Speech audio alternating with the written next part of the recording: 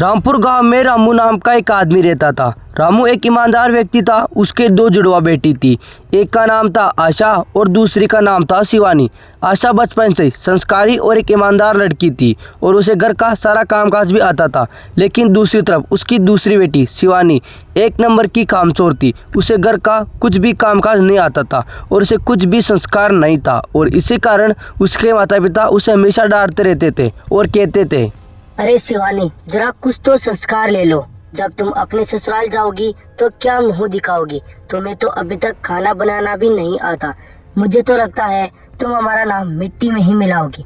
इसलिए अपनी बड़ी बहन आशा से जरा कुछ तो सीख लो।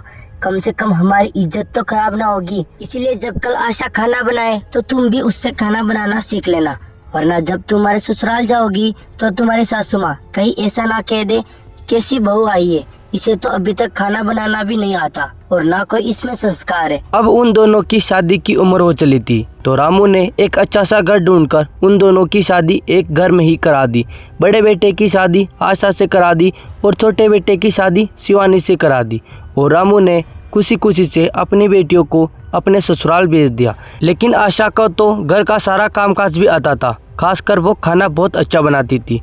लेकिन दूसरी तरफ उसकी बहन शिवानी को तो कुछ भी नहीं आता था, बल्कि उसने कुछ सीखा ही नहीं और इसी वजह से ससुराल में सिर्फ आशा की इज्जत होती रहती थी और इसी कारण उसकी छोटी बहन शिवानी आशा से जलती रहती थी और मन ही मन में सोचने लगती है, इसे अपने काम काज पर और संस्कार पर ज्यादा ही घमंड है।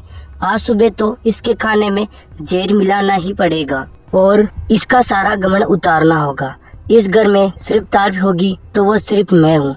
जब मेरी सासू माँ को पता चलेगा कि खाने में आशा ने जहर मिला दिया है और ये देखकर मेरी सासू माँ और देवर जी इसे हमेशा हमेशा के लिए घर से बाहर निकाल देंगे और फिर इस घर में सिर्फ मेरा ही राज चलेगा। और जैसे ही आशा सवेरे सवेरे खाना बनाने लगती है तो पीछे से आकर शिवानी उसके खाने में जहर मिला देती है और ये सब उसकी माँ सासू माँ देख रही थी और फिर सासू माँ ने शिवानी को रंगे हाथ पकड़ लिया और फिर सासू माँ अपने दोनों बेटे के पास जाकर कहने लगती है, अरे अविनाश, जरा इस शिवानी की चाल तो देखो।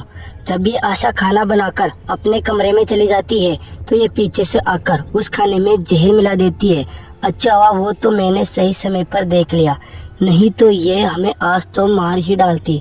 और ये सुनकर अविनाश बोला, मुझे ऐसी वाइफ नहीं चाहिए, इसे धक्के मारकर अभी घर से बाहर निकाल दो। तभी उसकी बहन आशा आ जाती है और बोलती है, इसे माफ कर दो, ऐसा आगे से नहीं होगा।